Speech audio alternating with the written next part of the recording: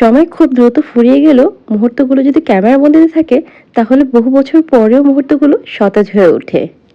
Hello everyone, welcome to Moon's Diary. কেমন আছেন সবাই? পুলিশ সবাই ভালো আছেন এবং সুস্থ আছেন।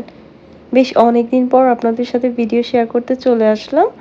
অ্যাকচুয়ালি আমার ফোনের স্পেস একদম ফুল, তাই ভাবলাম আপনাদের সাথে ভিডিও শেয়ার করে আমার স্পেসটা ক্লিয়ার করে নিই।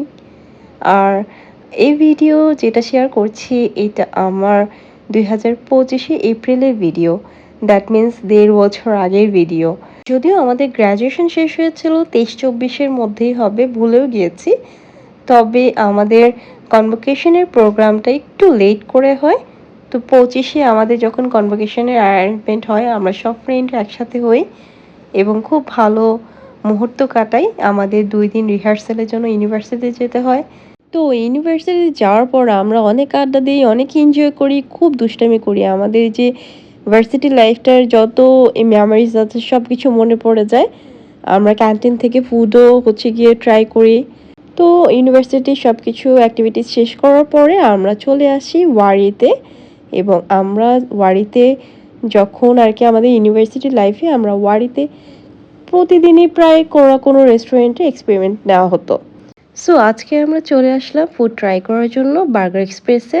বার্গার এক্সপ্রেসের ফুড কিন্তু অলওয়েজই টেস্টি হয়। সো আমরা প্লেটার অর্ডার করে নিয়েছিলাম অ্যান্ড দেন আমরা ওইখানে খাওয়া দাওয়া করে রাজধানী মার্কেট থেকে টুকটাক কিছু কেনাকাটা করে চলে আসি বাসায়। দেন আমি বাসায় এসে দ্রুত ফ্রেশ হয়ে বের হয়ে পড়ি রনির সাথে আবার, কারণ কনভোকেশনের দিন তার সাথে আমি সেলিব্রেশন করতে পারবো না। সে অফিসে থাকবে, আমার সাথে আম্মু আপু যাবে।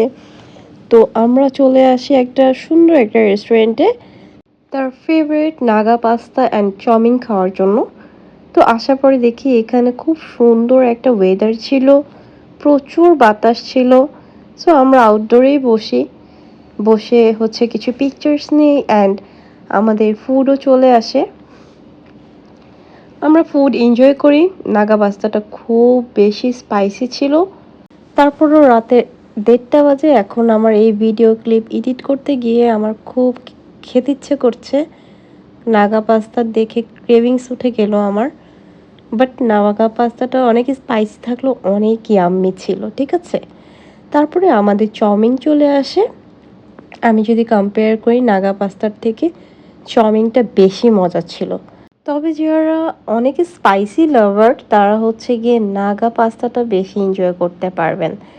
ও আচ্ছা, আপনাদের সাথে তো শেয়ার করাই হয়নি আমি কোন রেস্টুরেন্টে গিয়েছিলাম।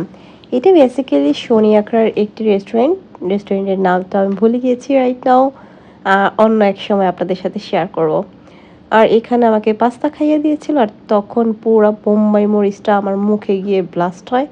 আমি একদম রেগে গিয়েছিলাম কারণ প্রচুর স্পাইসি ছিল। আমার মুখ একদম ভিতরে জিহ্বা পর্যন্ত জ্বলতেছিল। পরে স্প্রাইট খেয়ে পানি খেয়ে আমার গিয়ে আমি একটু ঠান্ডা হই, কুল হই। এরপরে উপর থেকে একটু ঘুরে আসি। প্রচুর বাতাস থাকার কারণে আমরা সেখানে লং টাইম স্টে করেছিলাম। আচ্ছা, আমার কিন্তু নেক্সট ভিডিওগুলো কনভোকেশনের ওপরে আসবে। সো একটা ভিডিওতে সব কিছু শেয়ার করা একটু ডিফিকাল্ট, লং হয়ে যায় বেশি।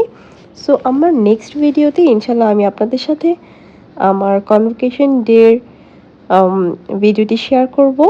হোপফুলি সবাই ভালো থাকবেন এবং সুস্থ থাকবেন অ্যান্ড আমার ভিডিওতে লাইক, কমেন্ট বা শেয়ার অথবা আমার পেজে ছোট করে একটা ফলো দিয়ে রাখবেন। সো আজকের মতো এখানেই বিদায় নিচ্ছি।